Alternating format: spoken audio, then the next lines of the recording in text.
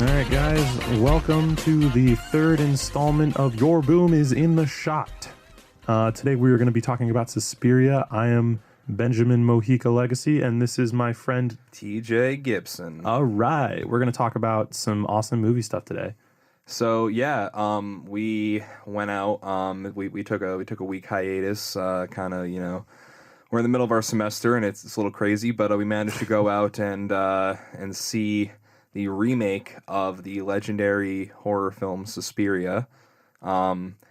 It was quite the experience. I'm a big fan of the original, and Ben has never seen the original, which made for a really interesting juxtaposition and a difference in experience for us, which hopefully will be well documented in this episode. But but having said that, I was completely shocked by what I saw.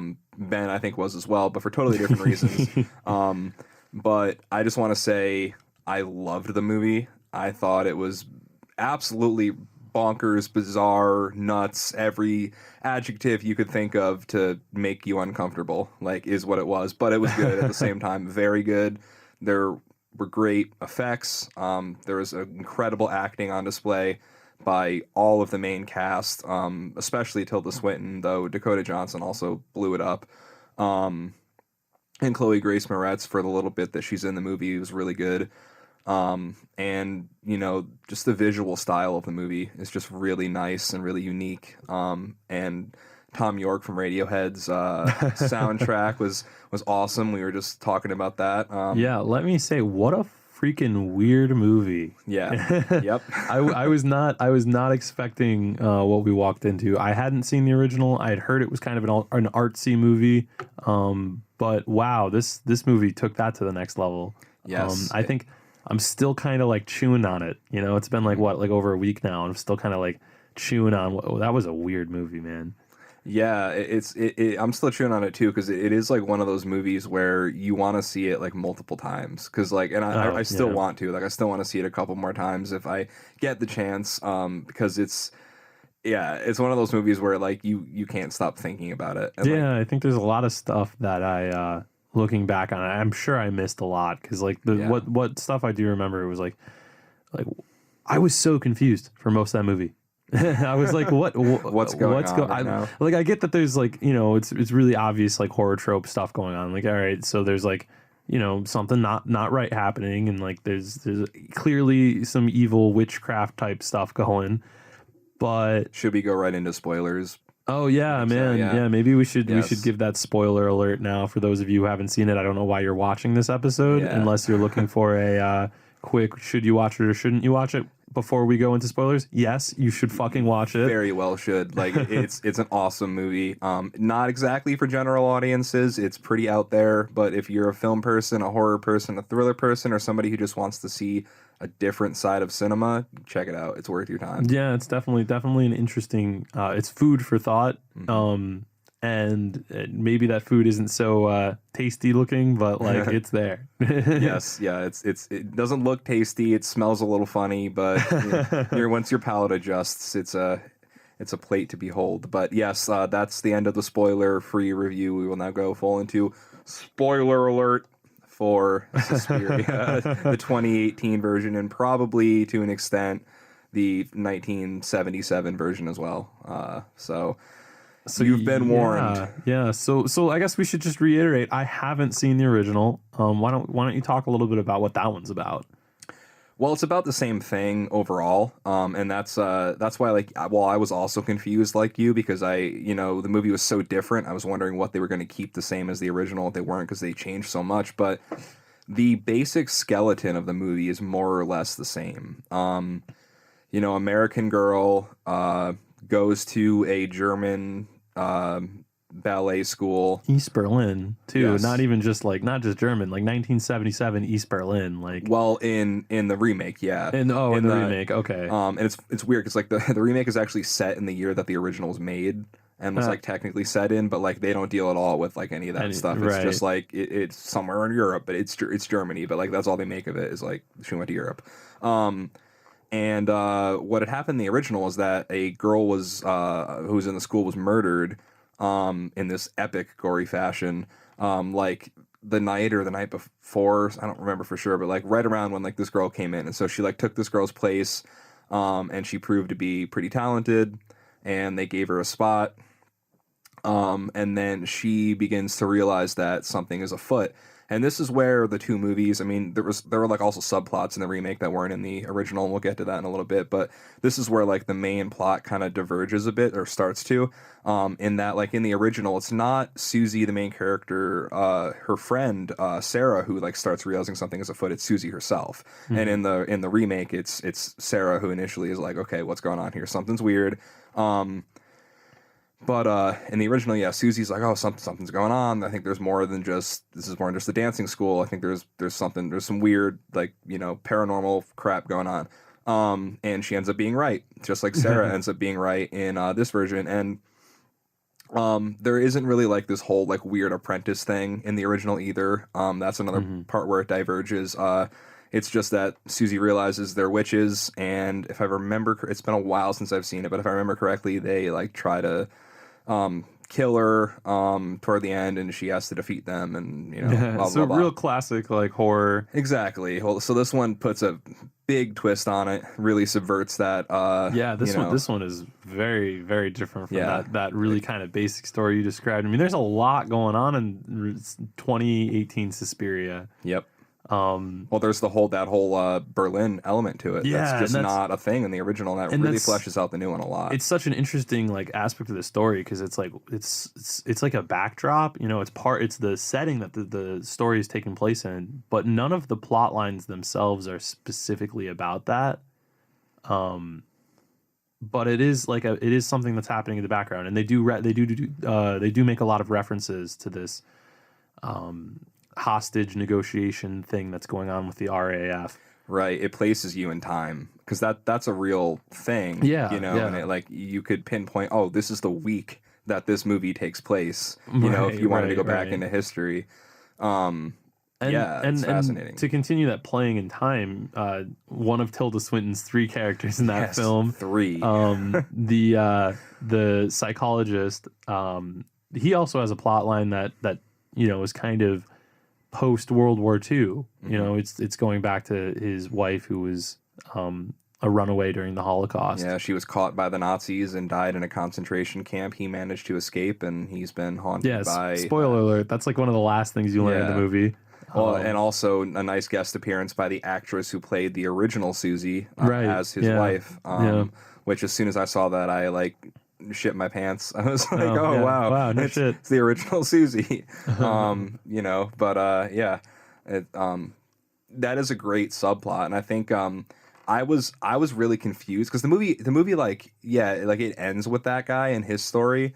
It also starts with it. Well, he's like the real like thread that connects it all. Yeah, well, and I think he's also like the real subject of that story. I mean, or maybe not subject, but he's like the protagonist if you really think about it, because the story follows whatever, I don't know, Susie, the whole time, but she's not really like the main character of the story. I mean, you never identify with her. She's never got like a real normal protagonist kind of like air about her. You know, she's always kind of a little bit weird the entire time you're watching it. Right. Yeah, that's true. There's always something kind of like there about her. Well, she like shows up out of nowhere, and she's incredibly talented, and then she's got this like weird obsession with Blanc, and like she's super enthusiastic, but she's also just like, oh, don't worry about it, to all of the weird stuff that's going on. And the psychologist, or the doctor, on the other hand, is like a normal person. Like, he's like, what, you know, I had this patient who showed up, and maybe she was a terrorist, but maybe she saw something weird going on there, and maybe that's why she was, you know, saying that it was witches, and they took her eyesight and all this other stuff. And then all of a sudden he goes down this rabbit hole of finding out what's actually going on at the Marcos dance troupe. And I think that, like, he's really the protagonist of that story. Like, you follow him as he discovers the big grandiose like mystery. Yeah, that's actually a good point. I hadn't really thought of it that way. And that's why, like, this movie, again, is like a movie where the more you think about it, the more it kind of, you know, the more it opens up, you know, like, that's one element where, I hadn't even thought about that, but now that you mention it, you're absolutely right. I was still thinking of it in terms of the original, where Susie's like full blown the protagonist. Well, I think Susie gets more screen time even in this movie, but the movie starts with the Doctor, and all of the major plot points involve the Doctor being there. I mean, really. Yeah. And the climax of the film, he's there. You know, it's all like he's a big aspect of that climax because he's a witness to the purge or whatever you want to call it. He's supposed to be like a sacrificial lamb or something, and then they don't end up going through with the original plan because Susie just straight up becomes... Yeah, Susie isn't actually Susie. Susie is the Suspirium all along. Just murders everybody. Exploding heads, the whole nine. Yeah, oh my God, yeah. And I will say, I think the worst part of that movie was in that scene. I thought... Oh, you mean the bad CGI of the exploding heads? Oh my God, that was the cheesiest blood I've seen since like 300. Well, okay, so that element of it was bad, but I loved the messy frame rate stuff that was going on. I think a lot of cool things were going on. Cool. I think the cinematographer was really like holding his own in through all this movie, but especially in that scene, like, wow, what a scene. It was like, I remember watching that and I was like, it was like shocking. It's like one long shot happening? Too. There's over a minute where that's all going on, and it's this one long shot. Yeah. It's just beautiful the whole time. No cuts, or if there are, they were really well hidden. Yeah. You know what it reminded me of? And you watch Game of Thrones, right? Yeah. Do you remember, I think it was, pardon my language. It was like season 4, I think. It was the second to last episode, and it was the battle on the wall between the wildlings and the Night's Watch. Season 5. Season 5. Yeah. Yeah, and there's this scene where they do this, like, they put the cam on a big crane, and they do this rotating crane shot. And it's like a really long, like 30-second, 40-second, to like maybe even more than that, shot of all of this, like, fight happening, and it's, like, rotating. And are you talking when Jon faces down the Night's King? No, I'm talking about the wildlings. Oh, that is season 4. Yeah, right. It's okay, when yeah, the okay. wildlings. Season 5 is the Night's King and all that. Yeah, it's when yeah. The kid shoots Rose with the arrow. Oh, and then yes. John has to like execute him. Yeah. It's like a whole thing. Yeah, I remember that fight scene. They did this really crazy thing where they like put the camera on the boom or on a crane, and they rotated it. And they did this like crazy, super choreographed scene of combat that happened in like this 360-degree view. And all I kept thinking of is like how much that reminded me of the scene in Suspiria, where in that scene that we were just talking about, where it was like one long take and it was showing all of these women getting their heads blown off. And like, yeah, well, it was like the only scene like I've seen recently that was maybe more impressive than that was in season 3 of Daredevil. It's like, I'm hit and miss on Marvel Netflix, but I love Daredevil as a character and the show. But there's something they do in every season of Daredevil, and they kind of did it in The Defenders, but like where they've had like these long shots that are like the first one was like this epic shot of this epic scene in a hallway, and it became like the legendary like Marvel Netflix shot. And so season 2 had to up the ante, and then they had them like fighting these biker dudes while going down like a staircase, and like the camera was going around, and it was just this one long take, and he's like whipping dudes with chains and throwing them off the stairs and lighting them on fire. And then in the third one, he's in this prison, and it goes on for probably 7, 8, 9 minutes. Like it's a really long shot, and it's like him walking down a hallway and just fighting dudes, and then going down one hallway from the other and getting escorted by this other character, and then it ends with like him having a conversation with another character, and the whole time it's one shot. Super, super impressive. I have no idea how they pulled it off, and I kept thinking like my film student mind kept going like, no, that'd be a pain in the ass to pull shoot. that off. That's probably a lot of choreography, expensive camera equipment. Suspiria is definitely up there because like with Suspiria, not only was that like one long shot with like incredible camera work, but there was all that dance choreography. Yeah. Oh my God, the amount of dancing that went on in that movie is incredible, and I think that's one of the aspects of like every single aspect of that film, with the exception of that awful CG, was really taken to like an art form. Well, and that's one element of the movie that I think really like it's a change that really improved upon the formula of the original, because believe it or not, the original doesn't really feature dancing a lot, which is weird because it's in a dance school. Right. Yeah. It's like it's there, and like I think maybe they didn't have the budget to do it, or they just weren't concerned with like making that an element. But this movie not only features it as prominently as you would expect to in a dance school, but it also incorporates it into the plot really well. Oh yeah, well I mean the dancing is the magic. I mean that's how they cast those like wicked, like the most grotesque spells. Exactly, like the most uncomfortable scene of the movie. Oh my God, it's like 15 minutes. So I don't know how long it is exactly, but it felt like an hour of just this like bone breaking like mutilation. This girl gets bent over like backwards and snapped in half and then like turned into like a pretzel. She basically looks like a spider you stepped on at the end. Like, oh my god, yeah, leaking all sorts of bodily fluids and just and wheezing and not even dead and turned purple. Yeah, and she wasn't dead. Yeah, she had like every bone in her body like terribly broken. Yeah, and kept alive by like magic, and then just like stored somewhere. And then they hook her with the fucking giant fish hooks. Oh, ugh.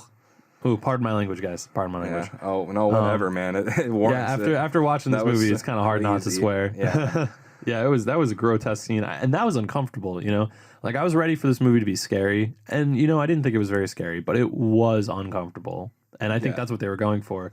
And I think that one of the things they do a lot in this film is they took everything in that movie to the extreme. Like I think that they took the acting to the extreme. Tilda Swinton plays three different characters. And like they took the cinematography to the extreme. I mean, some of those scenes were like really, really like wow. Like I remember, and you know, maybe it's not a particularly groundbreaking scene in terms of like skill, but I do remember a scene when they're in the dance studio and Tilda Swinton's character Blanc, who's like one of the matriarchs of the sort of coven that they're a part of.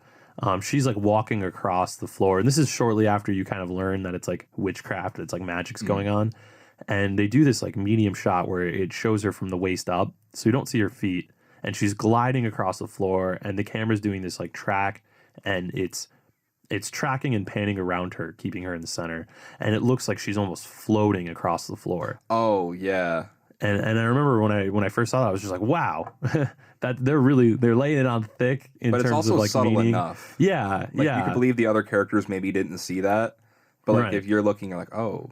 Well, it's clear that she's not gliding, but like because I think it's about an implication, you know, like I think in terms of the canon of the screen, everybody on screen is there. Oh, like, she's walking.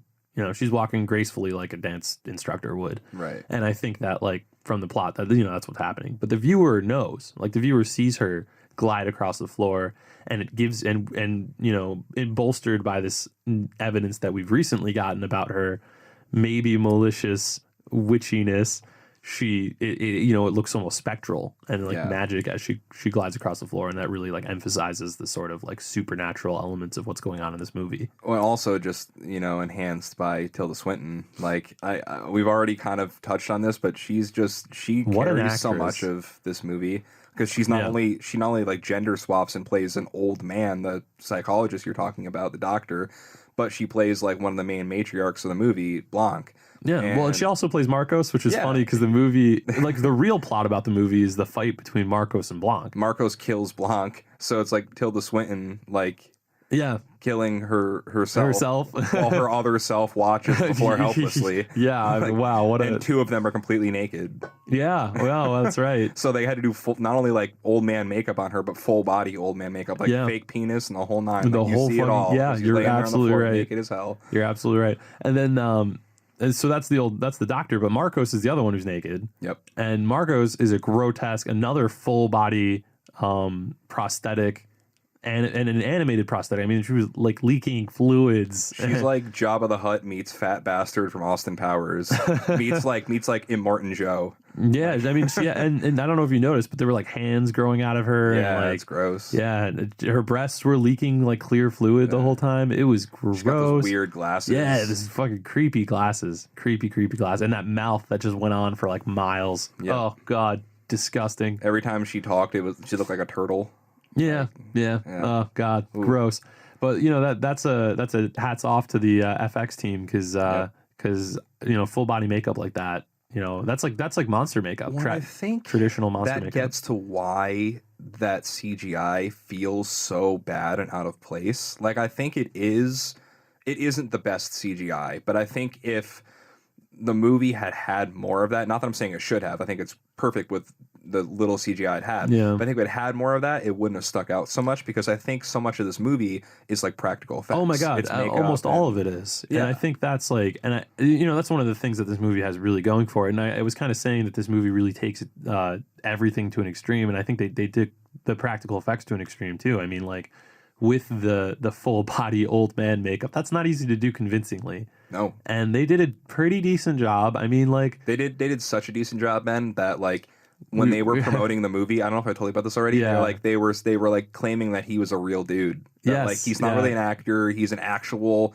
psychologist, and he like agreed to be in this movie, and he's just really reclusive, and he doesn't want to come on like the press tour. Right. And like they even made like posters with like different actors from the movie, like and, like this person, like Tilda Swinton as Mother Blanc or Madame Blanc or whatever, and like they had a poster of him, and it was like so and so as Dr. So-and-so, and like they really played it up. Yeah, and then like the whole time they're like, well, where is he? And they're like, he doesn't want to come out on tour. And then like once the movie like premiered, they're like, oh, yeah, it was Tilda Swinton the whole time. Yeah, got you. Fooled you.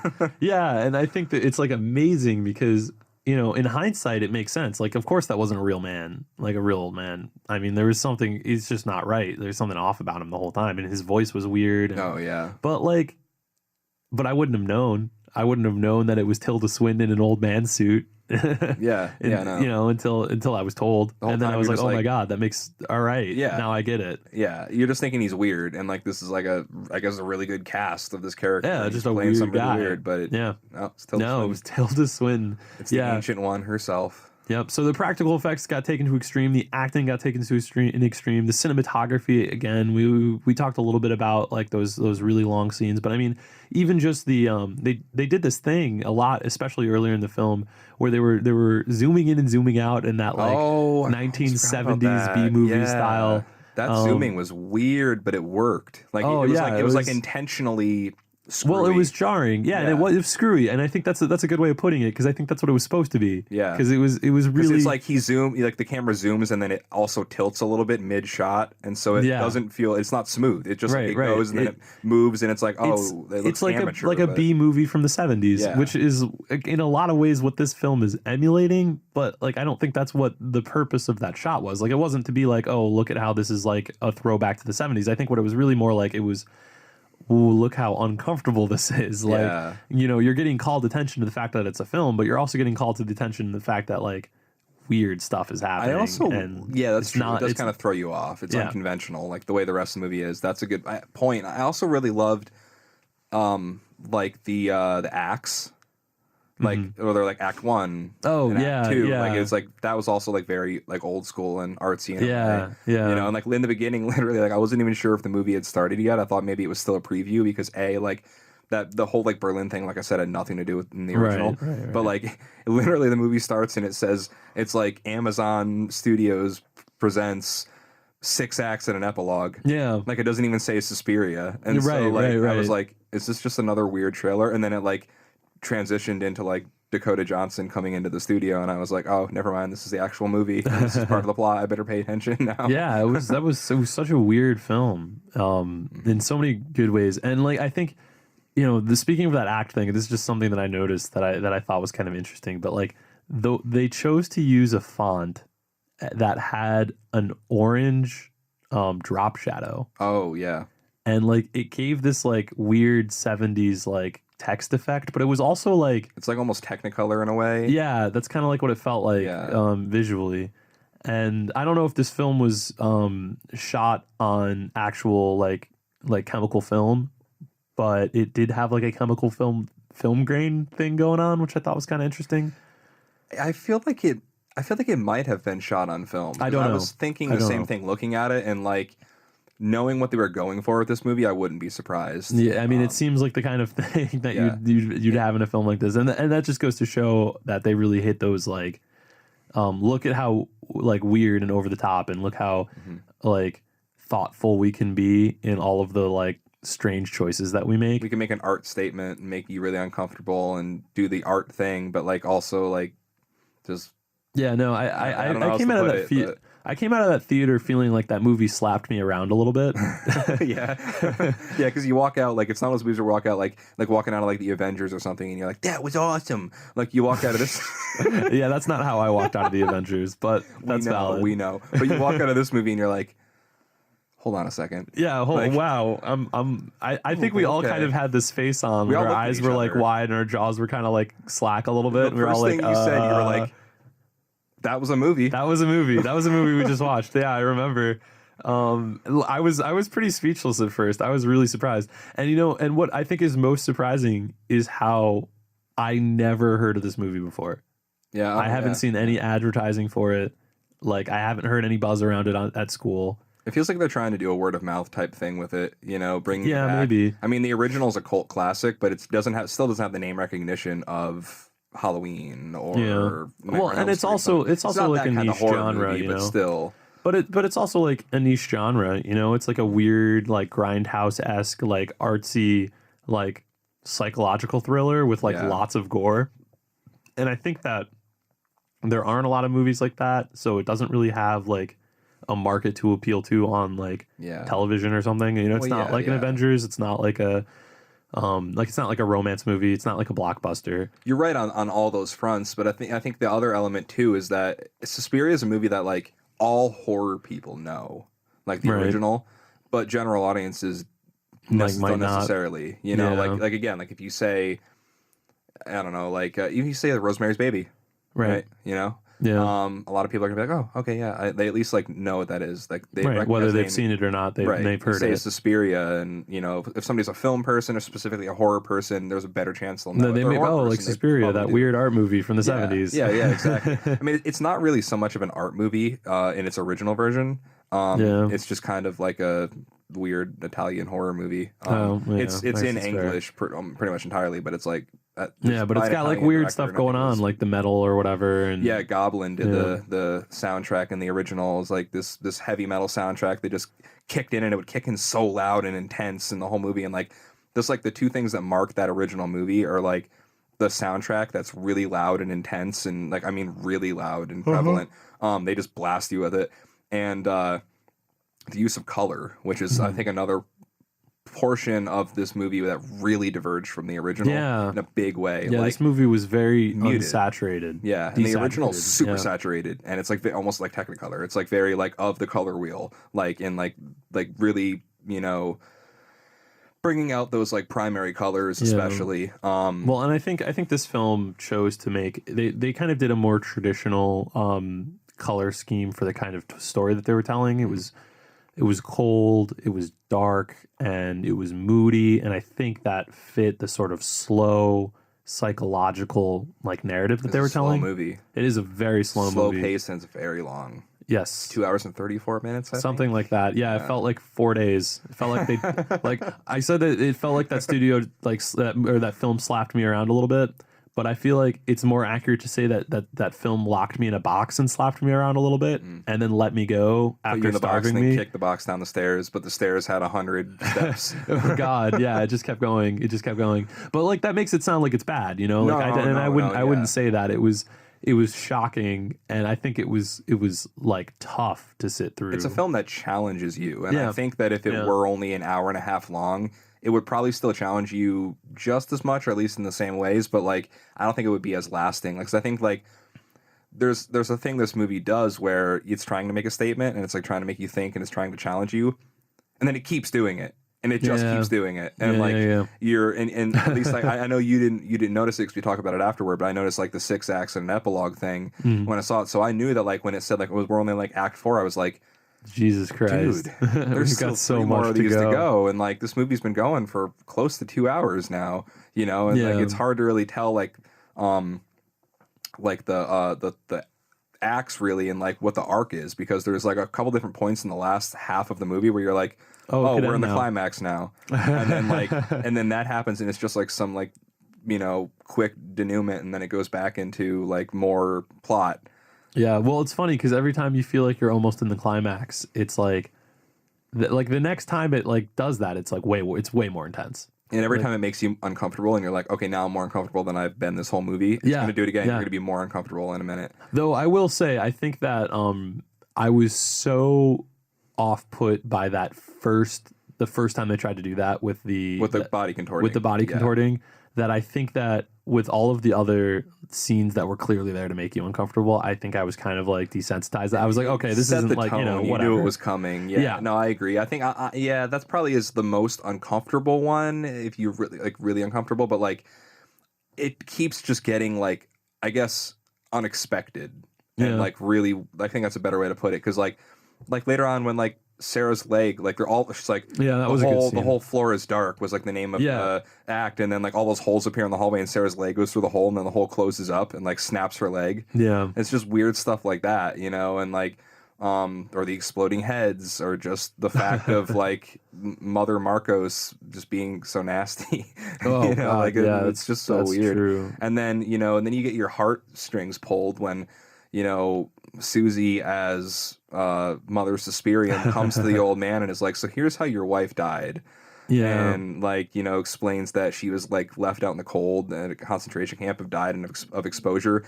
But then like as soon as she tells him that to like bring him peace, she erases his memory. My God, I was just about to say that. Like what a painful scene.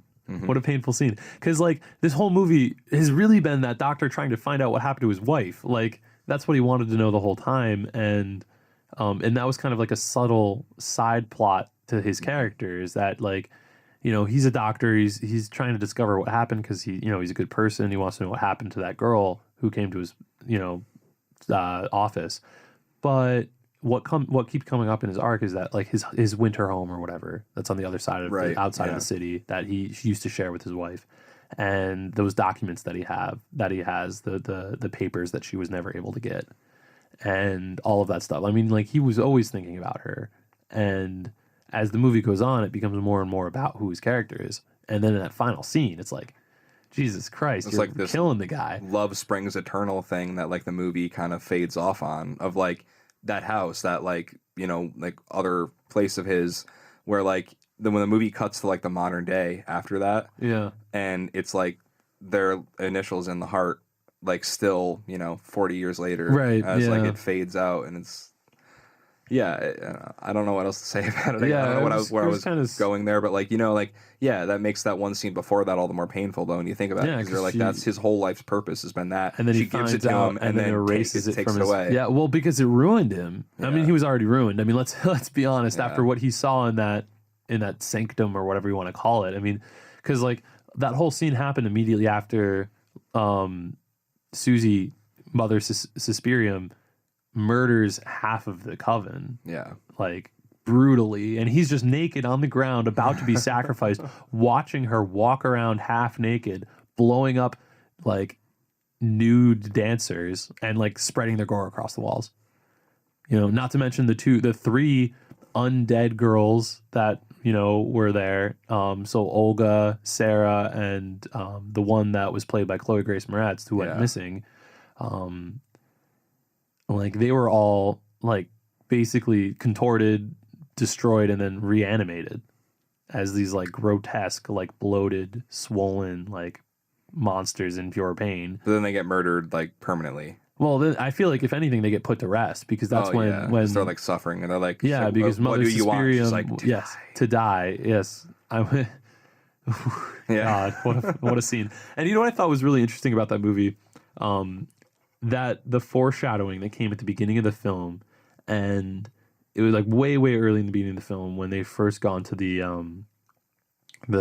sort of house that the dance troupe is in, and they've got that that shot where it's showing the rooms or whatever of the house, and the different people, but it's all like kind of like B-roll. But in the background, you're hearing the votes being cast for either Marcos or Blanc, and they're all like aggressive. It's like Marcos, Blanc, Marcos, and it's like over and over again. And then it's, you know, it gets to the last like people, and it's that one girl who keeps showing up in all those like in the background in all of the scenes, who eventually stabs herself in the neck with a fork.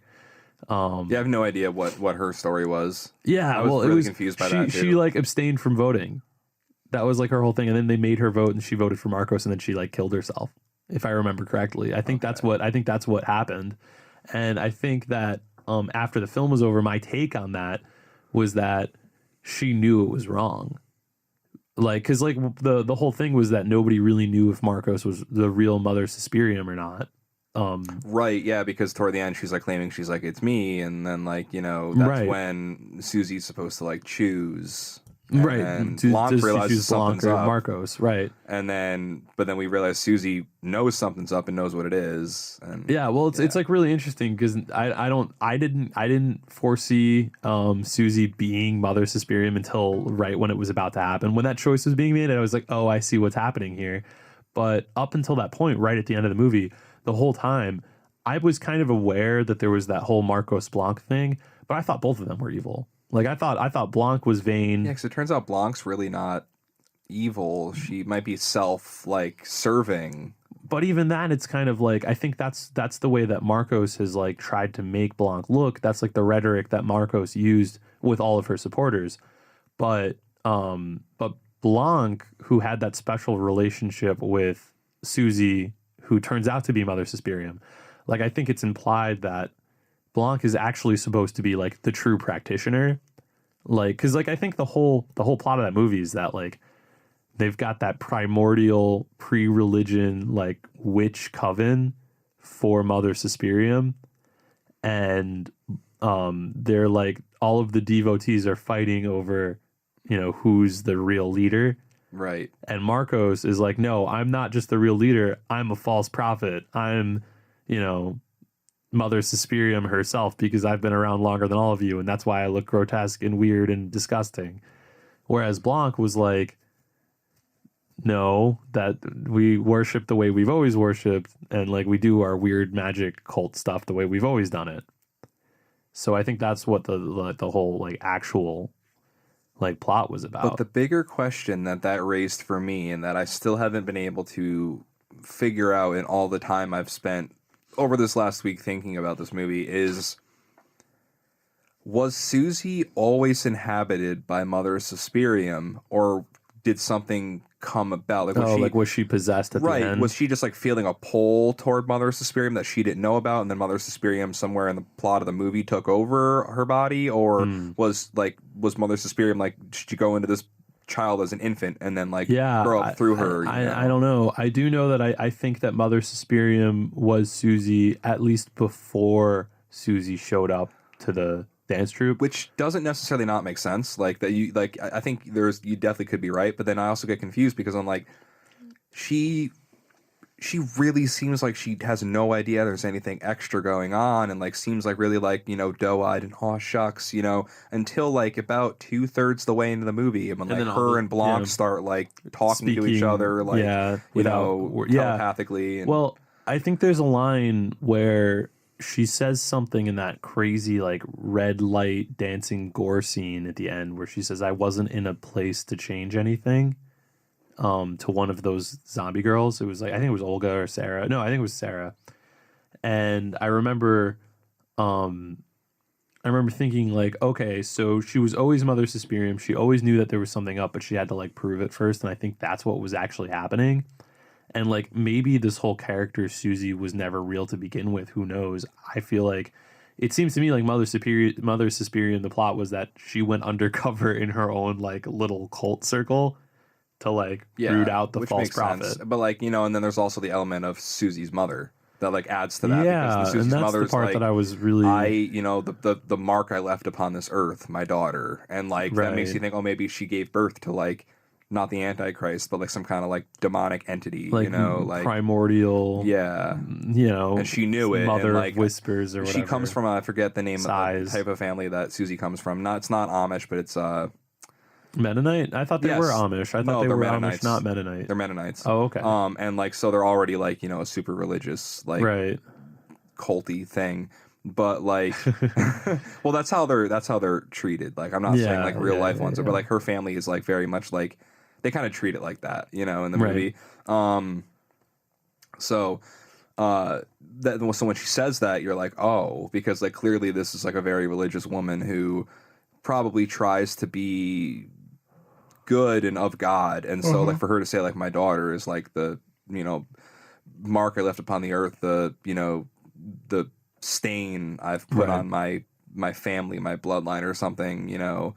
But they also, you know, I feel like that was almost like a red herring because they did that whole like those scenes of her mother, and then they did all those flashback scenes of like you know, like Susie was like, oh, well, she was like masturbating in the closet, and like that's not okay. So, but see, then that just it keeps driving forward the confusion, because it could be that it's just like, as a Mennonite being like extremely, you know, religious, she might just be like, oh, my daughter is a deviant and she abandoned the family. Well, yeah, that's and what that's I'm why saying, I have a problem with my daughter. But it could also be that Mother Suspirium was in this child all along, like a demonic possession type of thing, and was like making her do stuff like jerk off in the closet and, you know, do stuff that she shouldn't do. And also, like, you know, run away and go see dances, go see Blanc. Like, why was she so drawn to Blanc? And to Berlin, like, to dancing. Yeah. And like, was like so just inhumanly talented. Yeah, right off the bat. And I don't know. And I think it's one of those things that the film never makes an effort to try and explain or try to rectify. I think it's like, you know, they do the most in saying that there were the 3 original mothers that predate like all religion, and that like that's Mother Suspirium is one of them, and that's it. That's all they give us, and I think that's all they want to give us. I think anything else just detracts from the like ridiculous story that they took. Yeah, I mean, I think told. this movie wouldn't really work if you were spoon-fed anything. Right. Like, you know, I think you have to think about it. It's just that, like, everything else I've thought about with this movie, I've come to a conclusion. I'm like, oh, it was this. Oh, this is what they were trying to say, or at least how I definitively interpreted it for myself, or, you know, this performance was doing this, and this, you know, shot was going for this, or this is why they did it this way. You know, like we're talking about, like the weird zooms and stuff was like clearly like a discomfort thing, right? You know, the desaturation is for the mood and everything, but like for this thing, it's just a question I just have unanswered, and I just can't figure it out. And I think that continues to make me fascinated, but also extremely frustrated. Yeah, it's like I want to figure it out, but I guess it doesn't. I guess it ultimately just doesn't really matter. At the same time. I think that's why like I choose to look at it like the movie isn't really about Susie or Mother Suspirium. It's about the doctor. Mm-hmm. And I think like he's the one where we see at the beginning. He's the one who we follow as he sort of uncovers the plot.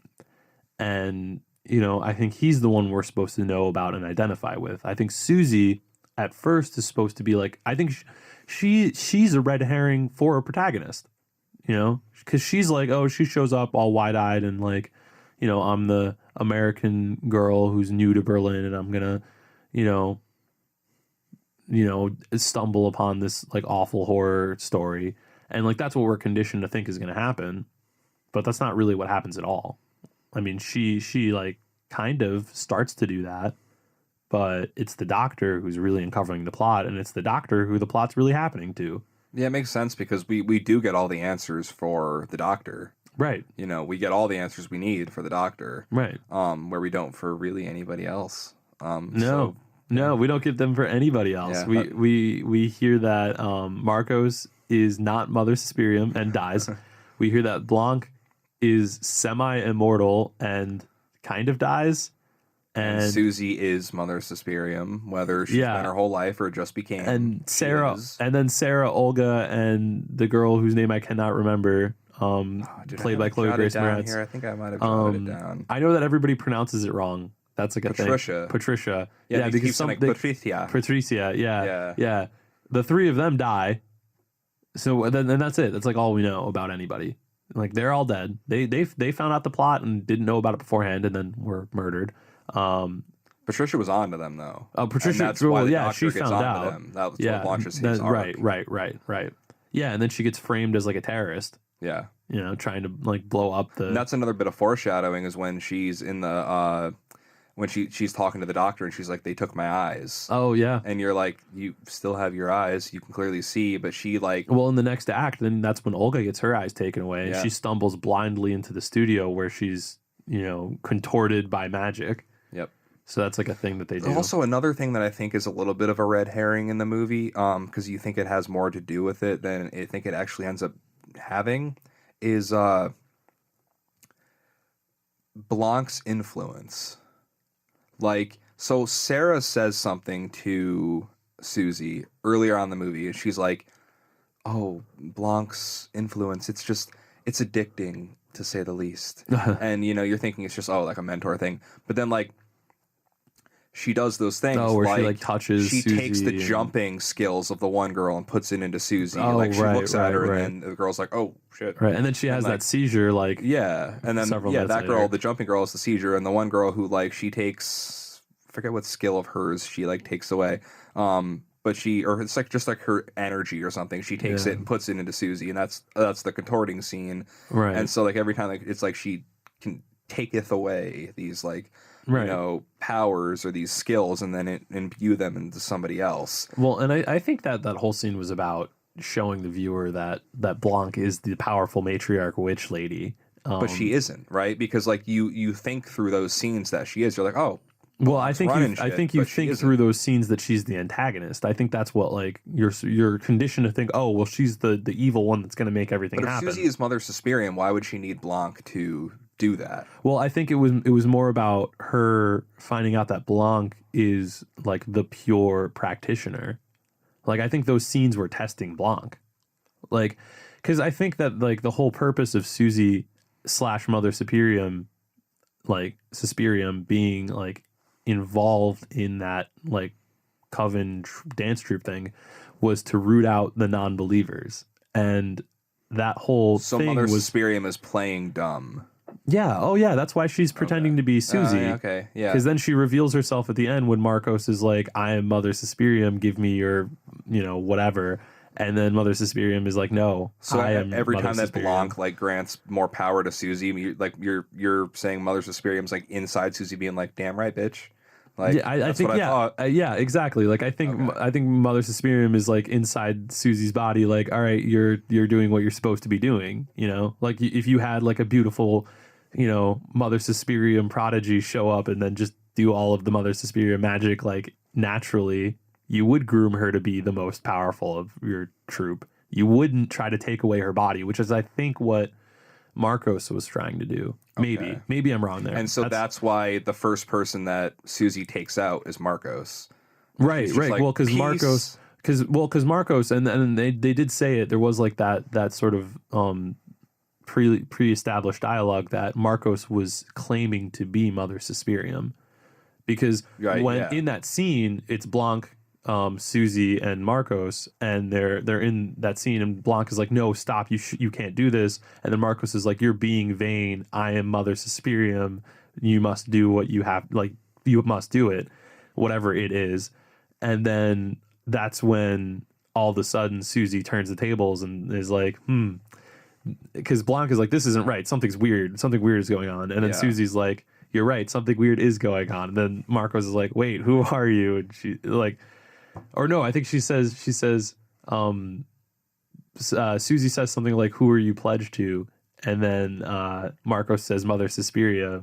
And then Marcos says, "Who are you?" And then she goes, "I am she." That's what starts the bloodbath. Oh, right. And then Blanc's like, "Oh," and then that's when Marcos is like tries to kill Blanc. And looking back, yeah, Blanc clearly isn't dead because they do that. They do that thing where they pull her head back and then she's like, thinking, like, huh?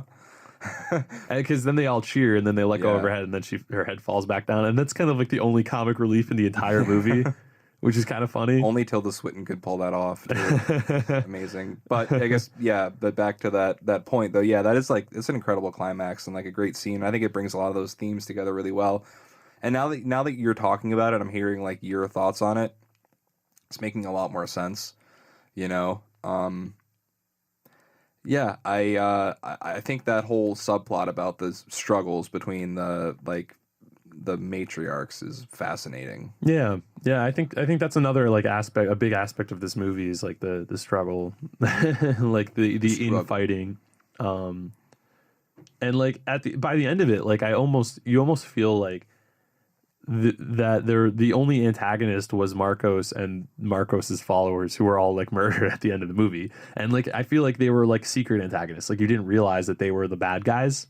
Like they were the problem, because that's true. It's all the ones who voted for Marcos that get murdered. Yeah. Well, because and that's what that's how they do that scene where they juxtapose the shot of that mother casting her vote for either Marcos or Blanc, and every single one you're tying it all together for me, because now I'm realizing why that one woman with the glasses who killed herself was like looking at Susie so much, because she was like, it's Mother Suspiria. Yeah, she gets knew. it. She understood, and then she was like, "What have I done?" And then kills herself because she realizes. I think is why that ritual is able to happen, because now there's no longer a gridlock.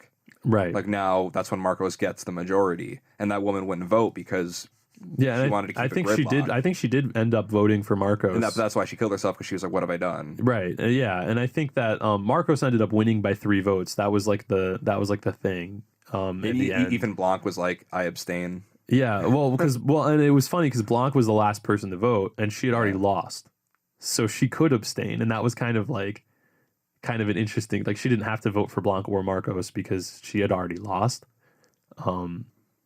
But obviously she would have voted for herself if it, but yeah, I mean, that's like, it's like a really interesting aspect of that movie, because that's what that movie is about. It's about like Mother Suspiria murdering all of the non-believers, like, basically. Yeah, what a wild film, to say the least. So it's actually like a covert espionage thriller, hiding under this art, veneer, hiding under this horror remake, ploy that isn't really like. Well, we have to do a super clickbaity title, and it's got to be Suspirium, modern spy movie ?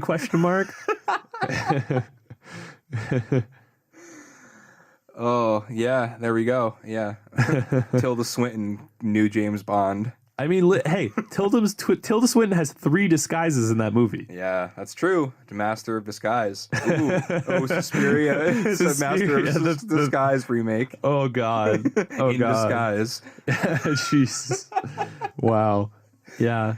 So there you go, guys. That's that's your little nugget of joy tonight. That Suspirium, the spy movie. I hope, like, anytime I ever bring up that we've done this episode or that I've seen that movie, if somebody ever asks me, if they're like, "Oh, have you seen Suspiria?" I'm gonna be like, "Oh, you mean that spy movie?"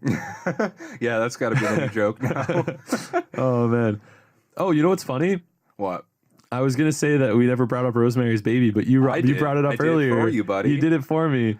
Oh yeah. So if you guys haven't figured this out yet, I'm gonna bring that up at every single podcast. That's gonna be a running thing. It's just a thing. If we don't do it, you can hit us up at yourboomIsInTheShot@gmail.com and let us know that we suck. Send us your hate, send us your love, send us money. We also would love money. Yeah, shameless plug, but we're also inviting you to take a crap on us if you feel the need to. Yeah, no, I mean, like, this is a thing that I saw in one of my favorite podcasts, Lead Singer Syndrome with Shane Told. I got TJ watching that too. It's a great podcast. But one of the things that Shane has, he's got like a hate line for all of the haters out there to just send him like rage.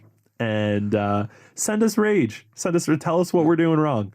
We don't fucking care. That is yourboomIsInTheShot@gmail.com. Send us all of your hate and your love. Yeah, man. Yeah, and your money, all of your money. We want your money. We everybody else on the internet, we want your money. At least we want your money so that we can feed ourselves. There are people out there who just want your money because they're greedy. But but send us your hate. Really do that. Yes. And I'm going to tell you right now, we don't fucking care. Like, shit on us all you want. All right. Well, here's a challenge. I'm going to throw it down real quick. Okay. Whoever can send us the meanest email, we will give you a shout out. Oh yeah, if that's what you want, we will shout out. We will read your email. Yes, we will read out your hate email, and we will even do it anonymously if you so wish, or we can put in your name. We don't even care. We'll do whatever. So email us at yourboomIsInTheShot@gmail.com and with your hate. Thank you for tuning in and listening to our talk on Suspirium. Suspiria, whatever, man. It's not English. Greatest spy movie of this decade. Suspiria, hot take. Suspiria. Hey, man, Suspiria. Better spy movie than 007. You know what? I'll give it that. It's better than whatever the most recent. You know what the last James Bond movie I saw was? What? Skyfall.